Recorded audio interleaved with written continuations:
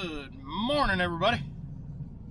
Man, 4 days in a row. Either you guys missed me or I missed you. Don't know which way it goes yet. Let's go see if the sprayer will start. Alright, if you guys are new to the channel, this is our spray shed. It's where we keep the sprayer and all of our chemical, all the pumps, all the setup.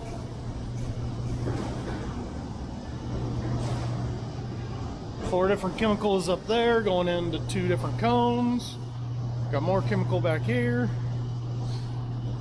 Built all this last year because we added a bigger tank. We used to only have a 1,000-gallon tank, so 2 loads was the best I could do in a day.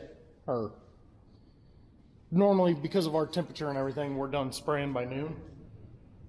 But with our water also having to supply cattle that are just a couple hundred yards over, I can't get enough pressure to keep a lot of water, so we needed a bigger tank so I'd have more to tap into, essentially. So I believe that one is it 1,600 gallon? No, 2,800 gallon. There we go. So yeah, plenty of water now. All right, I'm gonna see if this thing will start. I just want to put a little bit of water in it, fire it up, make sure everything's looking good so there's no surprises. We got some alfalfa that's ready to be sprayed. Need to have this thing ready to go. We bought this sprayer a year ago. One thing I really don't like about it compared to the old 4710 that we had, you have to have the engine running to load it because everything is controlled electrically instead of just being simple valves. And then I'm not a real big fan of the rinse system on this one compared to the other one. The other one I could just open up the tank and do whatever I needed in there with the rinse system. This one, because everything goes through the same line, you can't have the tank open while running a rinse cycle. So you rinse out the tank, then shut everything down, get all that out, then go up there. It's not nearly as handy as the old system. Alright, took a little convincing, but I finally got the water pump running. Water is going in the tank, but we do have a problem. That's not supposed to happen.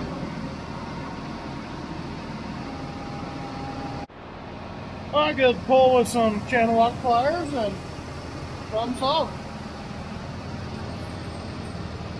Look at all them bubbles. Alright, a couple 100 gallon in. The one really cool thing about this is how much stuff I can control from down here. So I just turned the pump on from the button and instantly it made my strainer start leaking again. Well now. Alright, but the pump is running, everything is quiet. I'm liking it. Just turn that back off, back this out, and see what we got. Actually, before I back this out, so one really cool thing we did that we needed to do with the last setup and never did is run the water line out of the way through the wall. Used to be we just had a garden hose strung out on the floor over to it. But the coolest thing, we just use sprinkler hose because we have a bunch of it laying around. So this is how we hook up the water to the tank. And seeing how we've been doing firefighting out of that tank, I'm gonna top it off. So I gotta take the plug out there, hook it up there, turn it on. So basic layout is very, very similar to the silage chopper. Same joystick, just different button pattern. Reading the instructions on the wall to remember how to unfold this. Foot switch, and boom lower, and away it goes. Always watch, make sure there's nothing to hit.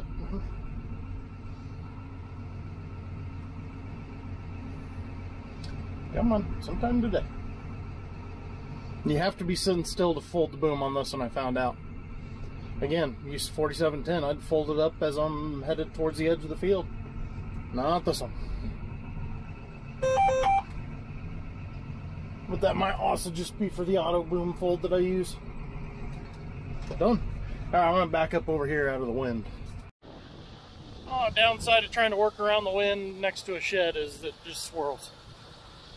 So it took a few minutes to remember how to do the prime because Again, this new sprayer, you can't just hit the spray button and have these turn on. You gotta be moving. So I had to remember how to go through the computer and set everything up. So the booms are gonna shut off automatically as it thinks it's priming itself for spraying.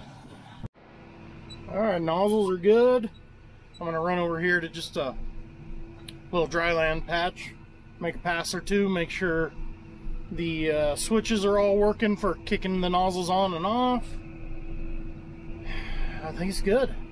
Do need to pull the strainers though. I don't need to double check them. The one downside to the way we spray, where we've got so many different crops going on at different times, you never actually know when your last day of spraying is. So this thing never gets winterized. But every day when I'm done spraying, I run a couple of rinse cycles, flush the whole system. So that way, if something pops up unexpected, I'm good to go. But because I don't remember what was sprayed last, because, well, that was more than 2 days ago, I don't know what was in the boom last, so I need to pull all the strainers and check them.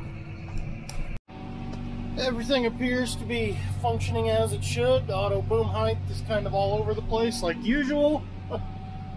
That side's in the dirt. No, dust, I should say. The boom's not in the dirt. But yeah, I think this thing is ready. Check the strainers. Probably ought to grease it, but I believe the sprayer is good to go. Well, as you heard me say, the sprayer's working great, from what I can tell. When you're running just clean water through it, there's no coloration to it to really be able to pick it up against the dirt going underneath it.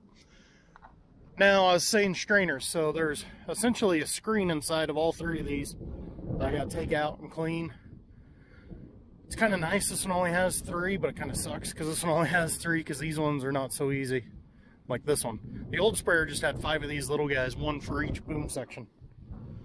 These 2 guys are a little bit of a pain, and then there's actually a screen inside that part up yonder's that was leaking. So yeah, I'm gonna get those figured out, but I gotta wear gloves for that just in case there's residue inside there. So I'm not gonna record any of that. Sprayer's good, it's put away. I pulled the main strainer underneath mainly because I wanted to figure out why it was leaking, and it was clean. So I had cleaned out the system apparently after we finished atrazine, which was my big worry. Atrazine is, well, it's the chemical that makes me have to have a pesticide license because it's got a restricted use, which means it is powerful stuff. You need to know what you're doing. So they want to make sure you've gone to school so they know that you know what you're doing. It will obliterate alfalfa. So I have to be real careful where one day I'm spraying this crop, the next day this crop. Sometimes in the same day I'm spraying 3 different crops. I have to be real mindful and careful about what I'm doing there. But it was okay. So sprayer is good to go. It definitely needs grease, but that can always wait till a more pleasant day. One last thing before I go. That's our feeding area that's blowing around there. So I tell you time and time again, blowing dirt has to be kind of one of top of mind things because of our conditions we're in here. It's the reason we worry about when we do what we do, because once the ground starts blowing, it is very hard to get it to stop. And as of course, as I pull up over here, it quit blowing. So floating, smoothing up our hay fields. I was telling you, you know, we got to time out the harrowing floating irrigation just right. Well, while I was loading the sprayer, or working with the sprayer, this sprinkler was blowing pretty good. This is one of ours. And what it is I harrowed it a couple weeks ago, and then Uncle Kenny's been running around with the float, smoothing things up a little bit. There's still a little bit of dirt blowing by the pivot point. But all he was doing was kind of making passes here along the outside of it, trying to smooth things up. You can see over towards them bales, there's still a decent chunk of dirt blowing over there. We've got to be so careful in what we do to prevent dirt from blowing. But there's only so much you can do. Luckily, irrigation is here. I was just talking to the big tuna when I was getting some stuff for the sprayer. You guys are going to see me again tomorrow, I have a feeling, because we've got water turning on. One ditch turns on at noon, another ditch turns on at 4, and the third ditch sounds like it's going to hold off till Tuesday. Yeah, it's going to be miserable too, because Tuesday, Wednesday, Thursday, winds of 20 to 30, gusts of 40. It is, first run is always interesting. It's either crazy windy or really cold to where it's hard to run sprinklers. At least it's supposed to be warm, but the wind is going to be a challenge, which means weeds are going to be a challenge.